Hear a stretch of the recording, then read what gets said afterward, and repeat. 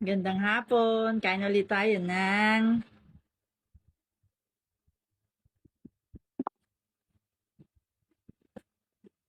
huwag ka anak maingay. Ng ng jackfruit ng langka. Laki nun ay.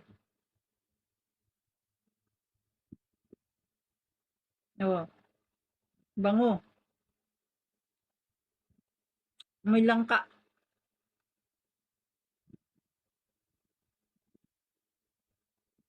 Maigi sa katawan. Silbing fiber para ikay makadumi. Sa umaga, kaagad ka nang maginhawa.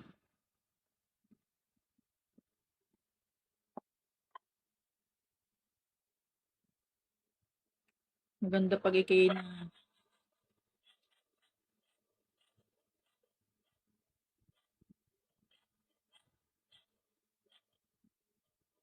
hmm,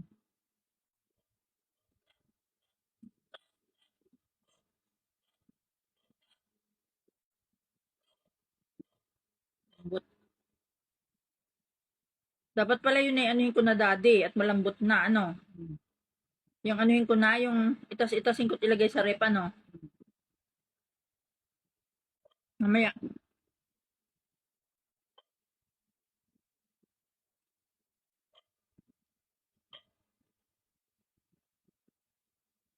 Dapat ay malutong at maano, crispy, crunchy. Ito malambot na o parang malapit nang masira.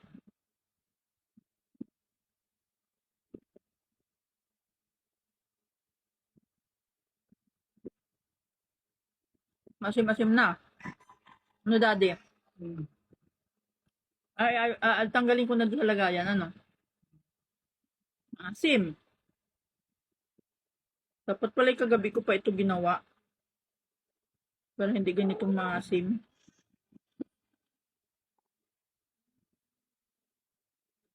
Kala ko tayo sinaway mo ako ay. Malaki pa niyan. Asim na.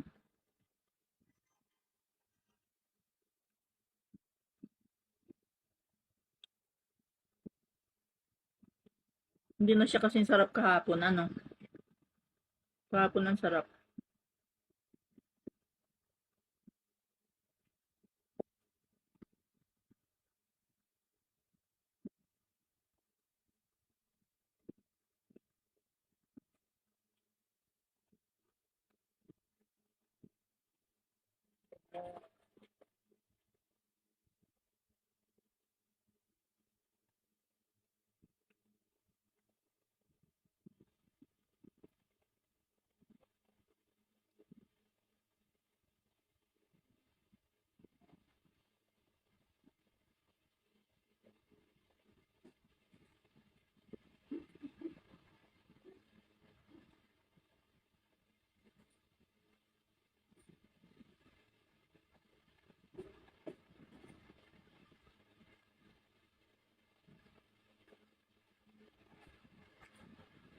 Asim. Ay, asim na. Sayang. Sama.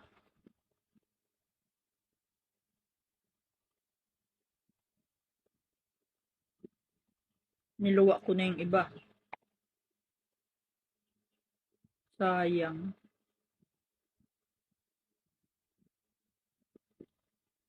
Ganda pa naman ito sa katawan.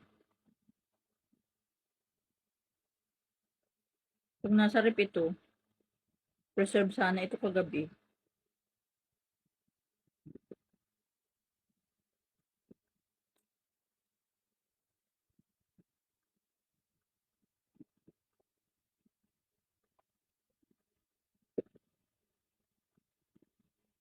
Tulo-tulo sa damit.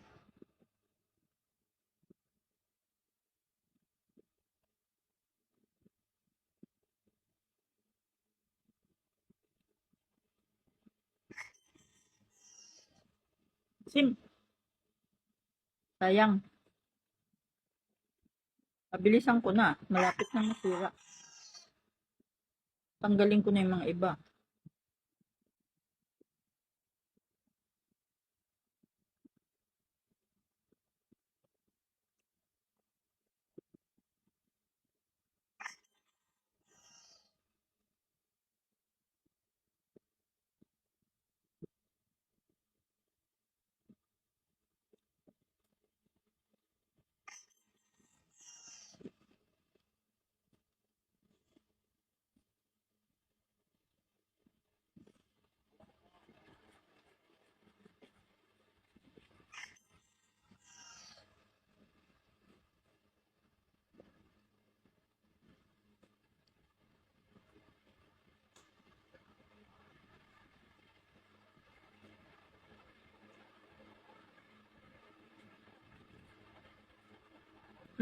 Natulo.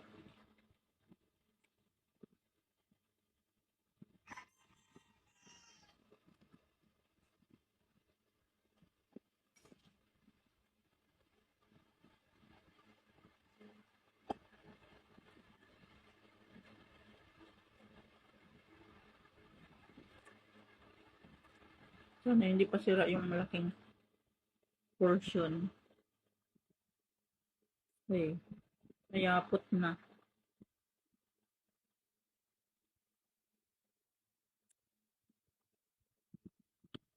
Ang lambot na.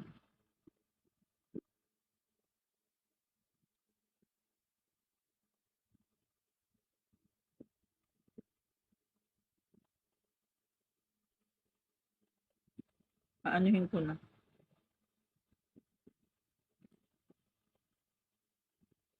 Tanggalin ko na sa kanyang ano.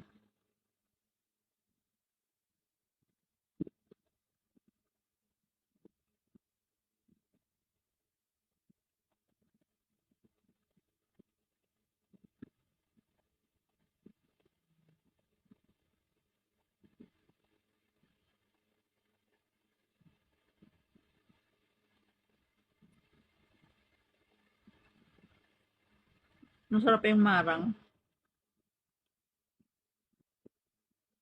Kahit ilang marang ay pakain mo sa akin, kainin ko yan. Ang sarap. Patikim ako ng marang, ay ako bili ng bili. Walang katapusang pagbili ang nagawa. Marang. Sarap.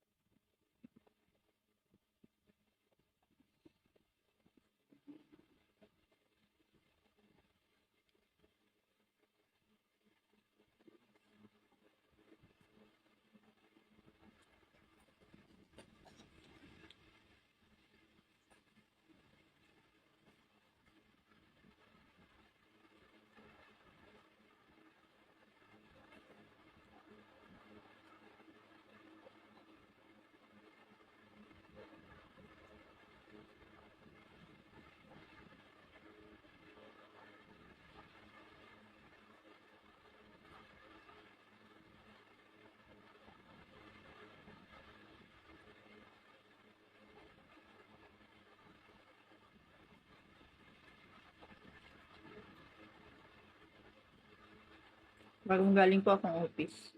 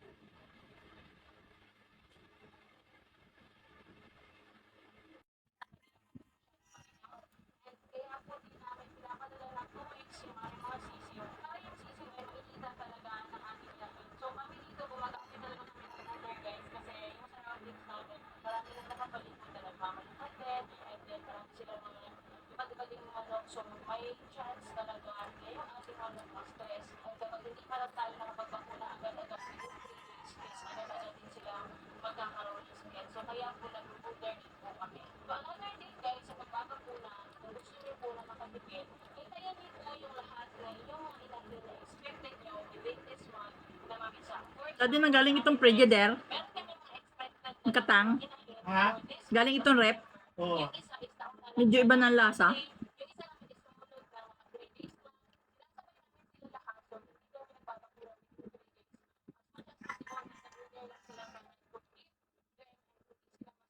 May nilagay kang ano dito, sabaw? Wala. Ano yun? Ba't yung ganon?